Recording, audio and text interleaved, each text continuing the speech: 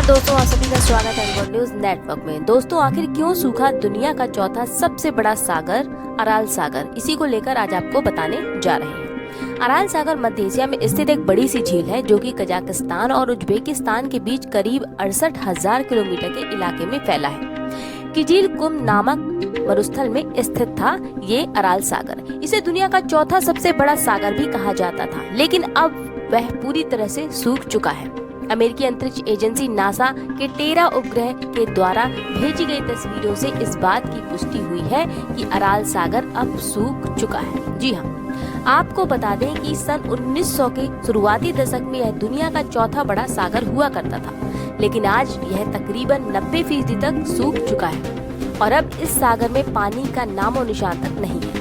इसका मुख्य कारण वैज्ञानिक बताते हैं कि 1960 के दशक में सोवियत संघ ने अमु दरिया नदी को कैस्पियन सागर की तरफ मोड़ दिया था, जो कि अराल सागर के सूखने का सबसे बड़ा कारण माना जा रहा है। एक वो भी दौर था जब 1534 आइलैंड वाले अराल सागर को आइलैंड्स का सागर कहते थे। लगभग 600 साल बाद अराल सागर पूरी तरह से सूख गया।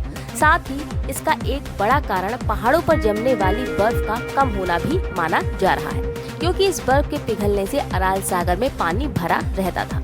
विशेषज्ञों ने आशंका जताई थी कि 2020 तक अराल सागर पूरी तरह खत्म हो जाएगा, और अब वही हुआ और दुनिया का चौथा सबसे बड़ा सागर अराल सागर सूख गया।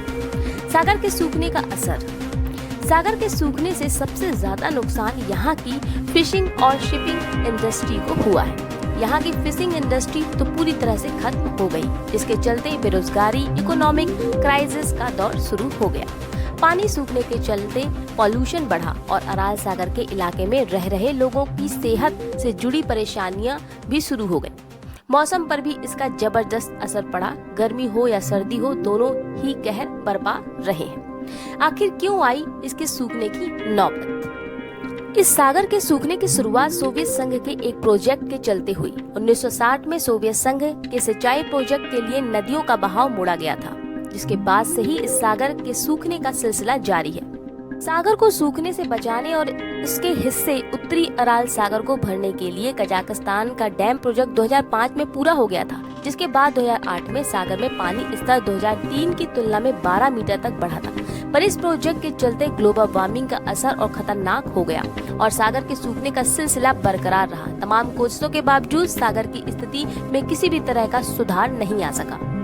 तो दोस्तों, ये थी पूरी बात अराल सागर के सूखने की कि कैसे सूखा दुनिया का चौथा सबसे बड़ा सागर। फिलहाल इस खबर में इतना ही। और खबरों के लिए जुड़े रहिए एनवर्ल्ड के साथ। फिलहाल इजाजत दीजिए।